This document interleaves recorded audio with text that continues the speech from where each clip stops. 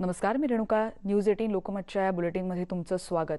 परिचारिका हा शब्द उच्चारल्याबरोबर रुग्णांची अहोरात्र सेवा करणाऱ्या, मेहनत करणाऱ्या आणि रुग्णांना धीर देणाऱ्या इतकंच नाही तर रुग्णांच्या कुटुंबातीलच एक सदस्य म्हणून आरोग्याची काळजी घेणारी परिचारिका आपल्या समोर उभी राहते. सध्याच्या कोरोना काळात त्या रुग्णांची सेवा करण्यासाठी स्वतःच्या कुटुंबाची जशी काळजी घेतात तशीच रुग्णांची देखील सेवा करताना दिसतात.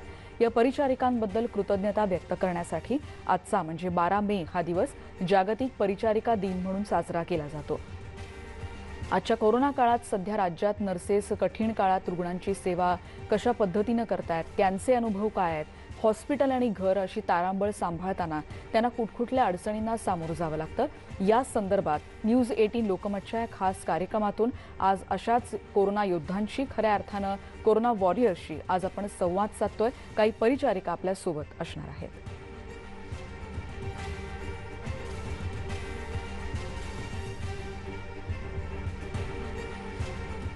आणि याच सुरुवातीला आपण जाणार आहोत. पुण्याहून परिचारिका आहेत आपल्यासोबत अपूर्वा बारणे, त्यांच्याशी आपण सुरुवातीला संवाद साधणार आहोत. अपूर्वा, तुमचं या चर्चेमध्ये स्वागत. आणि अगदी सुरुवातीला आमच्या सगळ्या टीमकडून तुम्हाला मनापासून सलाम आणि मग आपण चर्चेकडे वळतो आहोत. सुरुवातीला तुमचं अभिनंदन, कौतुक, प्रशंसा सगळं काही करावं तितकं कमी असेल.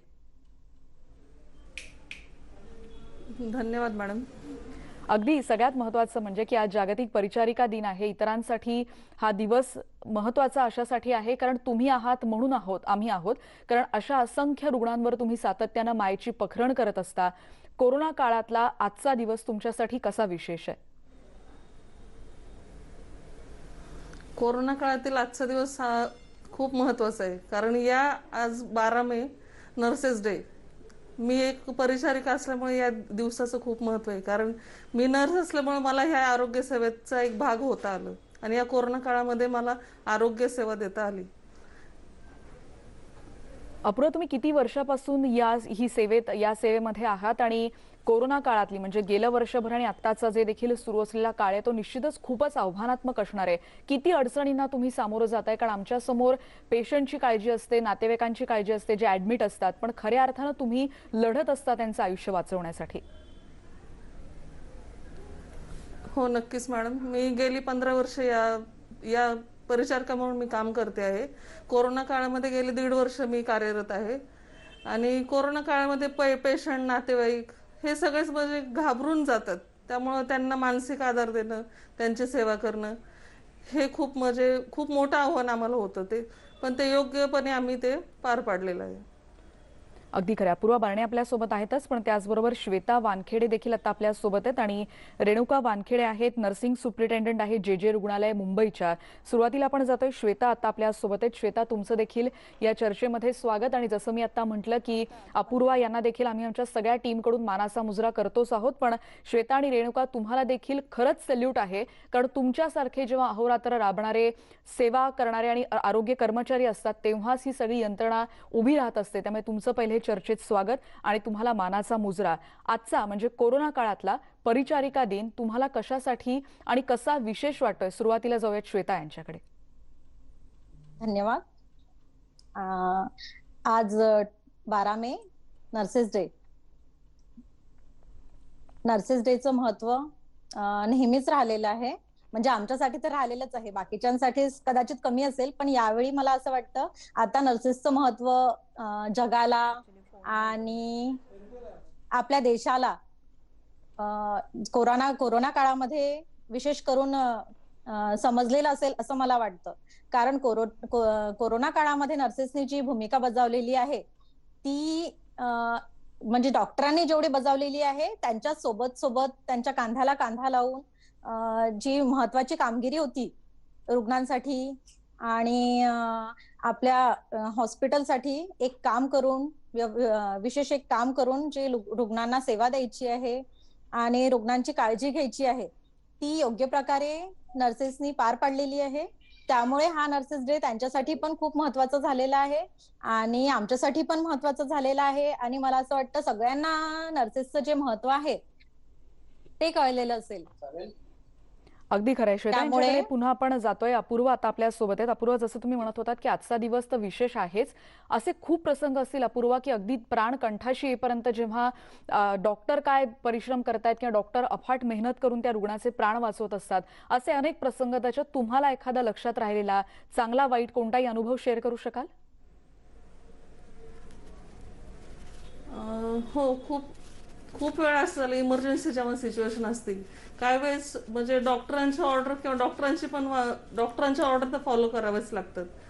पण जेव्हा पेशंटला ही खूप गरज आहे एखाद्या इंजेक्शनची, ऑक्सिजनची, तेव्हा मात्र म्हणजे मनापासून इतकं कष्ट करून त्या पेशंटसाठी आम्ही झटतो. आणि जेव्हा तो पेशंट त्यातनं बाहेर येतो तेव्हा मनापासून खूप आनंद होतो की आपण या व्यक्तीच्या कुठल्या तरी आपण या कामाला आलो म्हणून.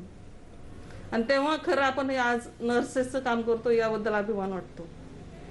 आणि तेव्हा ही सेवा खऱ्या अर्थानं सार्थकी लागते असंच म्हणता येईल. अपूर्व आपल्यासोबत आहेत, श्वेता देखील आहेत, रेणुका आता आपल्यासोबत आहेत, ज्या जे रुग्णालयाच्या नर्सिंग सुपरिटेंडंट आहेत. रेणुका वानखेडे, तुमचं पुन्हा एकदा चर्चेत स्वागत. या दोन्ही परिचारिका भगिनींशी आपण बोलतोच आहोत, पण जेव्हा तुम्ही इतकी मोठी जबाबदारी निभावता रेणुका, तेव्हा किती जिकिरीचं आहे. एरवीचं तुमचं काम हे निश्चितच कमेंडेबल आहेच, पण जेव्हा कोरोनासारखं आव्हानात्मक काम आहे तेव्हा एका नर्सिंग सुप्रिटेंडंटची जबाबदारी खूप वाढलेली असते. तुमचा हा सगळा आव्हानात्मक काळ कसा होता याविषयी सांगाल प्लीज? खरोखरच ही करोना कालावधीमध्ये काम करणं हा खरोखर म्हटलं तर एक खूप मोठी जबाबदारी आणि एक खूप मोठा अनुभव मला या कालावधीत मिळाला आहे. आणि सगळ्यात महत्त्वाचं म्हणजे या प्रोफेशनमध्ये मॅक्झिमम म्हणजे आपण की सगळ्या फिमेल आहेत, फिमेल नर्सेस आहेत. आणि ज्या वेळेला फिमेलबरोबर काम करायचं त्यावेळेला फक्त ती कामच करत नाही तर तिच्याबरोबर तिला तिचं कुटुंबाकडेही बघायचं असतं. आणि मग अशा परिस्थितीत कुटुंब सांभाळून ज्या वेळेला ती ड्युटीला येते त्यावेळेला माझी जबाबदारी फक्त कामापुरती तिची नसते, तर तिच्या बाकीच्याही गरजा, तिचे बाकीचेही प्रॉब्लेम समजावून घेऊन तिच्याकडून काम करून घेणं हे सगळ्यात महत्त्वाचं असतं. करोना कालावधीमध्ये खूप सुरुवातीचं ज्या वेळेला 21 मार्चला फर्स्ट लॉकडाऊन डिक्लेअर केला त्यावेळेला मुंबईमध्ये अचानक ट्रेन बंद, बाकीच्या अनेक गोष्टींवर अचानक सगळ्या काही गोष्टी झाल्या. आणि त्यामुळे इथे रोजच्या रोज ड्युटीला येण्याचे जे प्रॉब्लेम मुलींना फेस करावे लागले ते फार मोठे होते. कारण ट्रेन बंद झाल्यामुळे बदलापूर, कल्याण, असं विरार, वसई येथून इथे येताना खूप मुलींची अगदी दमछाक उडायची. आणि अशा परिस्थितीत आपल्या हॉस्पिटल ॲडमिनिस्ट्रेशनने प्रयत्न करून बसेसची व्यवस्थाही सुरू केली. परंतु रोजचा जो 1 तासाचा प्रवास आहे ट्रेनचा त्याच्यासाठी 3 ते 3.5 तास लागू लागले. आणि सकाळच्या 7:30च्या ड्युटीला येण्यासाठी आमच्या मुलींना घरातून पहाटे 4ला घरातून निघावे लागले. त्याचबरोबर 2:30ची ड्युटी संपल्यानंतर घरी पोहोचायला 6-7 वाजतात. पुन्हा दुसऱ्या दिवशी ड्युटीला यायचं असतं. आणि हे अशा रीतीने काम करणं म्हणजे खरोखर खूप त्रासदायक होतं. आणि याच परिस्थितीत माझ्या जवळपास जवळजवळ 40% नर्सेस, 40 ते 50% नर्सेस या 30 ते 40 वयोगटातल्या आहे.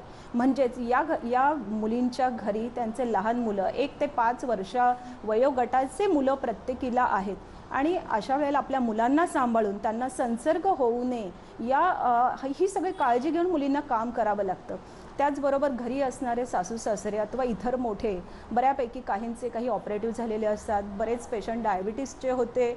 आणि माझ्या नर्सेसला मेन म्हणजे मी ही गोष्ट मोठ्या कौतुकाने सांगू इच्छिते की स्वतःला काम करणं, मला काय होईल याची भीती एकाही नर्सला वाटत नाही, परंतु मी घरी गेल्यानंतर माझ्यामुळे कुणाला संसर्ग होईल का की याची भीती ही प्रत्येक वेळेला मुलींना वाटली.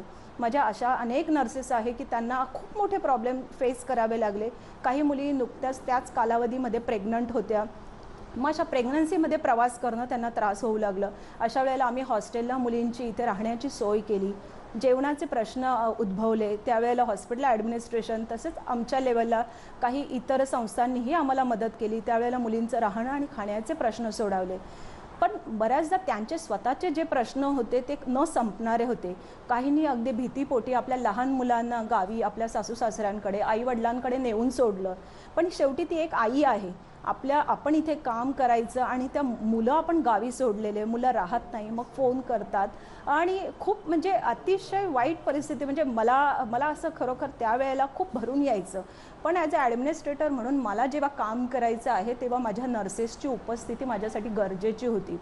या कोविडच्या कालावधीमध्ये मगाशीच बोलली मी, प्रवासामुळे मुलींचे येण्या जाण्याच्या अडचणी होत होत्या, त्यामुळे अचानक खूप ॲब्सेंटिझम वाढलं. परंतु हॉस्पिटल तर चालू ठेवायचंच होतं. त्यामुळे एक पुन्हा ॲज अ मेट्रन म्हणून त्या रोलमध्ये शिरून मला मुलींना रागवावं लागायचं, त्यांना ड्युटीवर येण्यासाठी कंपल्शन करावं लागायचं. पण एक मन, एक आई म्हणून जेव्हा मी विचार करायची की बाबा हिच्या घरी खरोखर प्रॉब्लेम आहे, ही कशी येऊ शकणार, हिचे सासू सासरे पॉझिटिव्ह झाले, घरामध्ये कामवाल्या बायका नाही आहे, मूल सांभाळायला कोणी नाही आहे, अशा परिस्थितीत ती येणार कशी. पण ड्युटीला येणं तर भाग होतं. शेवटी दोन्ही बाजूला कोऑपरेशन असतं. माझ्याकडून पण मिळालं, त्यांच्याकडून पण मिळालं. पुन्हा नव्याने सगळं वातावरण सुरू झालं, ड्युटीला येण्याचं प्रमाण सुरू झालं. अशातच अनेक माझ्या मुली पॉझिटिव्ह झाल्या. पुन्हा त्या क्वारंटाईन पिरियड संपून पुन्हा ड्युटीवर जॉईंट होऊ लागल्या.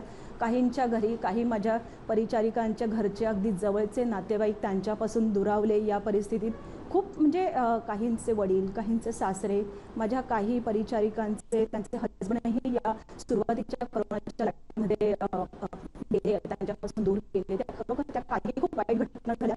परंतु परमेश्वराची रेणुका यांचा आवाज आपल्यापर्यंत थेट पोहोचू शकत नाही, पण आपण सविता निगडे आता आपल्या सोबत आहेत, त्या देखील परिचारिका आहेत, त्यांच्याकडे जाऊयात आणि मग पुन्हा इतर भगिनींशी देखील संवाद साधणार आहोत.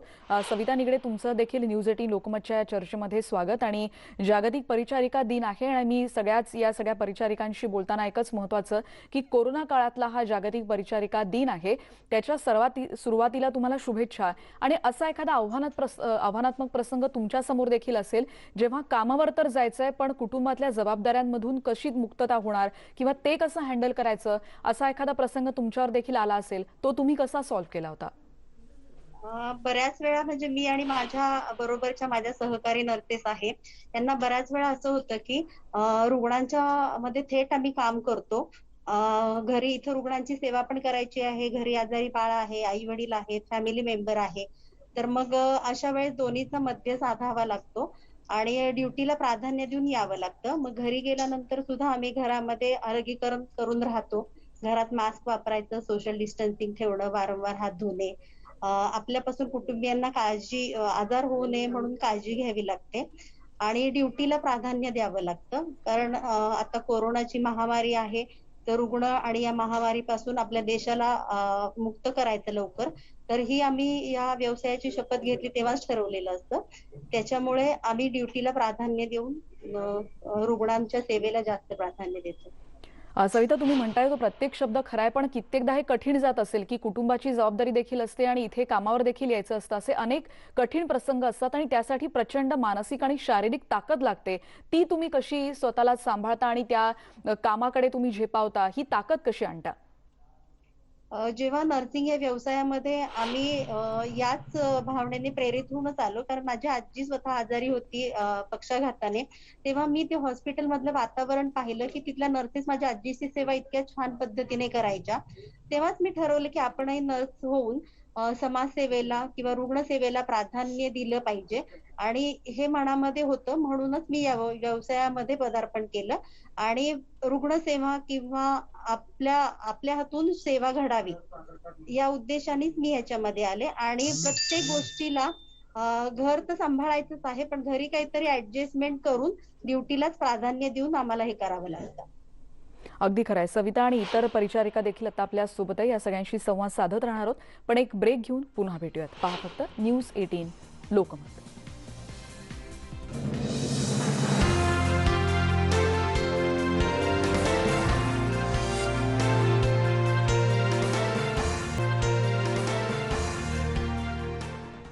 आज जागतिक परिचारिका दिन आहे आणि म्हणून आपण वेगवेगळ्या परिचारिकांशी आता संवाद साधतो. आपण जाणार आहोत श्वेता वानखेडे आता आपल्या सोबत आहेत आणि त्याचबरोबर रेणुका वानखेडे देखील आपल्या सोबत आहेत. सुरुवातीला जातोय श्वेता यांच्याकडे. श्वेता, जसं आपण काही वेळापासून बोलतो आहोत या तुमच्या क्षेत्राविषयी, प्रचंड सेवाभाव असल्याशिवाय या क्षेत्रात येणं खूप कठीण आहे हे आपल्या सगळ्यांनाच माहिती आहे आणि ते तुम्ही ऍक्च्युअली निभावता आहात. या सगळ्यामध्ये प्रचंड कठीण किंवा अत्यंत भावनिक असा कोणता क्षण आला होता, तो आमच्याशी शेअर करू शकाल? अत्यंत भावनिक क्षण म्हणजे आपल्या फॅमिली पासून दूर जाऊन रुग्णांची सेवा करायची आहे, रुग्णसेवा द्यायची आहे. कारण रुग्णांची पण स्थिती अशी आहे की त्यांना गरज आहे की त्यांच्याकडे म्हणजे कोरोना काळामध्ये नातेवाईक नाही आहेत. आम्हाला परिचारिकांनाच त्यांचे नातेवाईक आणि त्यांची परिचारिका आणि त्यांच्या जवळचे व्यक्ती कारण रुग्णांना दुसरे कोणी आहेत नाही तिथे. त्यामुळे त्यांना मानसिक आधार देऊन त्यांना त्यांना लागणारं प्रत्येक वस्तू, त्यांना लागणारे इंजेक्शन, त्यांना लागणाऱ्या गोळ्या ह्या सगळ्या देऊन परत त्यांना वेळोवेळी लागते आहे ज्या ज्या गरजा आहेत त्यांच्या, जसं त्यांना पाणी प्यायचं आहे किंवा त्यांना जेवण करायचं आहे, तर त्यासाठी पण त्यांना मदतीची गरज आहे. तर अशा वेळी आम्ही म्हणजे मी त्यांना त्यांचं जेवण खाऊ घालणं, जेव्हा पेशंट एनआयव्ही वर असतात किंवा बायपॅप वर असतात, तर तेव्हा त्यांना त्यांचं मास्क काढून देणं, त्यांना खाऊ घालणं, त्यांना पाणी पाजणं. तर त्यावेळी अशी भावनिक अवस्था होऊन जाते की असं वाटते की म्हणजे रुग्ण किती हे झालेला आहे की त्यांना त्यांच्यासाठी आपण काय करू शकतो. ठीक आहे, आपण आता आलेलो आहे, आता त्यांच्याजवळ आपण त्यांना देऊ शकतो, पण त्यानंतर मग त्यांना आपण वेळोवेळी जाऊन त्यांना खाऊ घालायचं आहे, त्यांना पाणी द्यायचं आहे.